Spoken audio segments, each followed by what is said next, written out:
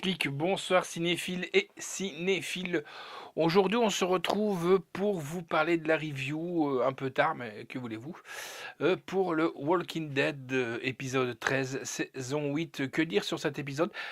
Ma foi, j'ai vraiment bien aimé, car enfin, on y est. C'est-à-dire, on y est, la confrontation entre les Saviors et, bien entendu, la colline. Très bon épisode entre guillemets, hein, on voit, excusez-moi, les saviors arriver, on voit le plan de Maggie fonctionner. Quand je dis le plan, bah, c'est-à-dire qu'elle avait posté des vigies à X mètres à chaque fois, enfin X mètres, X centaines de mètres, hein, parce que le klaxon va très loin. Donc, et à chaque fois, il klaxonne pour pouvoir prévenir, attention, les amis, voilà les saviors qui arrivent. Seul truc que je ne comprends pas tellement, c'est que moi j'entends un klaxon, je m'approche, j'entends un klaxon, je suis quelqu'un qui veut attaquer une communauté, ben, je vais me diriger pour essayer de trouver d'où vient ce système et voilà quoi. Enfin, donc ils arrivent et là ils vont faire fonctionner le plan que Negan avait élaboré, bien entendu sous l'aide de notre ami Eugène qui avait eu l'idée d'envoyer des morceaux de Maccabée et voilà. Donc, il va s'avérer que dans un premier temps, ça va fonctionner, c'est-à-dire qu'ils vont prendre Maggie, on va dire un peu par surprise, oui et non.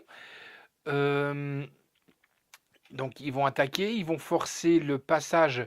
Tout simplement, c'est quand Daryl arrive et que il rentre à la colline, automatiquement, ben, il y a une voiture des Saviors qui va arriver, qui va rentrer, qui va commencer à tirer dans le tas. Là, il va y avoir des pertes d'une part et d'autre. Mais il faut savoir que leurs armes sont contaminées par du sang de zombies. Il faut savoir encore une fois, et là je me répète, c'est quelque chose que je ne comprends pas tout à fait, car durant toute la saison, on a eu droit à des giclées de sang dans les yeux, je reprends encore, je ne saurais plus dire quel épisode, il faudra que je regarde, à un moment donné, Abraham qui va, dans la saison 5, qui va cogner euh, un zombie à coups de poing, qui va même être blessé à la main, parce qu'il s'était blessé à la main en cognant sur Eugène, si mes souvenirs sont bons. Et après, il va attaquer des zombies. Euh, et lui, il n'est pas contaminé. Donc, je veux dire, c'est un peu fort, comme quand on voit, par exemple, je prends un exemple tout bête, hein, comment expliquer ça? Si vous vous souvenez, dans les premières saisons, quand notre ami je le confonds toujours, hein, je veux pas faire. Pas Tyrese, mais T-Bag. T-Dog. T-Dog, oui. Oui, T-Dog ou T-Bag, je sais plus. T-Dog. Voilà, qui est blessé, si vous vous souvenez, parce qu'il s'ouvre au bras avec une portière de voiture. À un moment donné, ils sont assaillis par la horde de zombies qui arrive sur l'autoroute. Daryl va venir à son secours. Il va tuer quelques zombies. Et pour protéger T-Dog, il va coucher des zombies sur T-Dog. T-Dog ne sera pas contaminé. Donc je trouve un peu ça, un peu quand même, un peu... voilà, quoi. Enfin, bon, bref. Donc on a la confrontation. À un moment donné, Maggie va se retrancher pour protéger aussi bien les Saviors qui sont prisonniers dans la maison, dans un premier temps. Et là, grosse surprise, on a Simons qui arrive, haï haho, euh, comme un fou, suivi de Dwight, qui va même à un moment donné, Dwight, tirer sur Tara à l'arbalète. Tara va être éraflée, mais elle ne sera pas contaminée. On va comprendre vraiment pourquoi. Parce qu'au départ, ben, Dwight ne veut vraiment plus fonctionner dans le système des Saviors. Et j'espère pour lui que Simon ne va pas s'en rendre compte, car il sait très bien que toutes les personnes qui ont été touchées vont être contaminées. Et à un moment donné, ben, boum, projecteur s'allume, et là, ça tire dans tous les sens, et Simon se bat en retraite avec son équipe. Et bien entendu, avant ça, Maggie avait essayé de parlementer avec Simons, qui n'avait rien voulu entendre. Bien entendu, le mec, c'est un mappé. Mais quand je dis mappé, de chez mappé. Ils se remettent tout doucement de leur combat, et patati et patata, ils sont dans la maison. Là, bien entendu, les gens contaminés vont commencer à avoir de la fièvre, et là, c'est quand même assez un miracle. Ils sont dans la maison. Il y a un zombie qui dégringole les escaliers. Je parle par expérience. Quand j'étais jeune, beau et fort, donc ça fait très longtemps. J'ai dégringolé les escaliers et je peux vous garantir qu'on entend quand quelqu'un tombe dans les escaliers. Là, le zombie tombe, on l'entend pas. On a aussi un. Et puis après arrive un massacre et là, ils se rendent compte, ils entendent hurler les gens et ils vont intervenir pour tuer les zombies. Et la seule qui va pouvoir dire, ben, à un moment donné, ah, mais il était coupé par un couteau, ça va être Carole qui va en déduire qu'il y a eu une contamination. Et là, ils vont un peu se regarder en pensant à Tara, mais Tara ne sera pas contaminée. J'explique en résumé, je ne veux pas vous spoiler toute l'histoire, hein. Entre-temps, on a quand même Siddiq qui, lui, veut donner un coup de main à la communauté et va trouver le médecin qui y passera, malheureusement, mais il demande un peu comment il faut faire et tout ça pour aider cette communauté. Et elle n'a rien à entendre. Puis elle dit qu'elle l'aime bien parce qu'il est quand même, il tient tête. Euh, Après cette histoire, Maggie est un peu désorientée avec ce qui s'est passé, mais elle a fait le bon choix. Tout le monde d'ailleurs va la féliciter en disant qu'elle a fait vraiment un bon choix, que c'est vraiment une bonne chef. Siddiq, lui, va essayer un peu de recoller un peu les morceaux en s'adressant un peu à Rick, en lui demandant s'il faut le soigner, patati et patata. Rick a vraiment la rancœur sur Negan ainsi que Maggie. D'ailleurs, il va même lui expliquer qu'à un moment donné, il était à deux doigts de tuer Negan et qu'il avait même vu la batte remplie euh, de morceaux de zombies. Il a cru au départ que Negan avait sur les zombies, mais c'est pas ça du tout. Donc, il avait compris le jeu de Negan par après. Et voilà, il a expliqué qu'il aurait été à deux doigts, mais il n'avait pas su le tuer. Faut savoir que, et là, franchement, ça me casse les pieds. Chaque fois qu'il y a un gosse dans Walking Dead, ils arrivent à nous casser les pieds. Il y a vraiment des personnages qu'on aime ou qu'on n'aime pas. Et bon, on avait les deux petites filles. Il y en avait une qui était gentille, une qui était carrément mappée.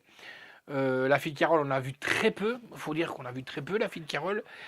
Mais elle était bien. Carl, au début, bah, on ne le supportait pas trop. Puis après, on a vraiment pu s'intéresser à lui.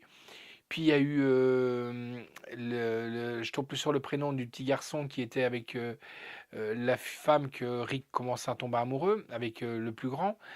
Lui qui était à Caspier aussi, qui a fait tuer d'ailleurs sa maman et son frère. Et après, on a le fameux Henry, qui lui, franchement, il veut venger son frère. Je peux comprendre qu'on veut venger son frère, mais arriver dans la cage assez vieux, déjà, il faut déjà un peu. Bon, il trouve une arme, ça, on peut encore le comprendre. On laisse traîner l'arme parce qu'on se remet un peu des émotions, je peux le comprendre. Mais en plus de ça, il trouve la clé de l'enclos, ils sont enfermés. Donc, voilà.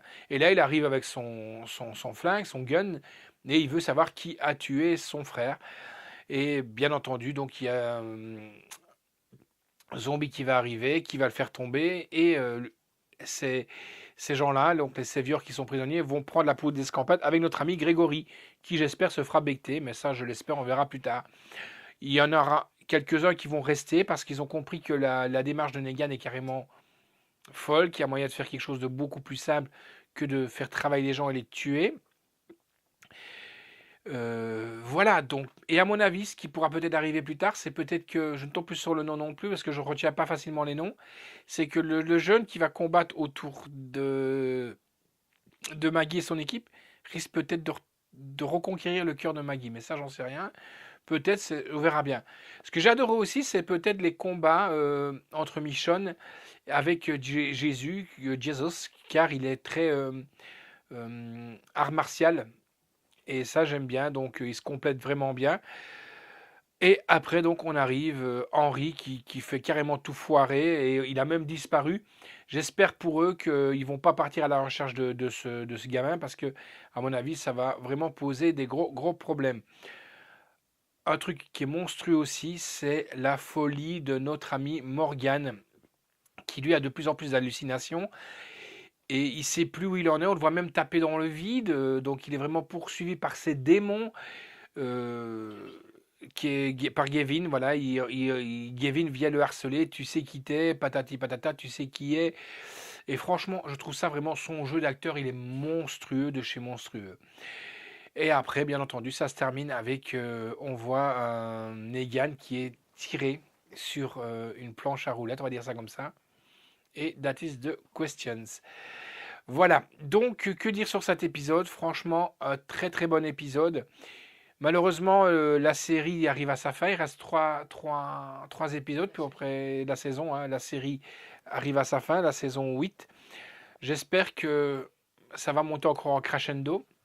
Le seul truc qu'on peut se rendre compte, c'est maintenant, Tara, elle est persuadée que Dwight était là pour l'aider. Mais maintenant, c'est de nouveau notre ami Daryl qui, lui, se dit, bah non, il a voulu te tuer, il va devoir payer.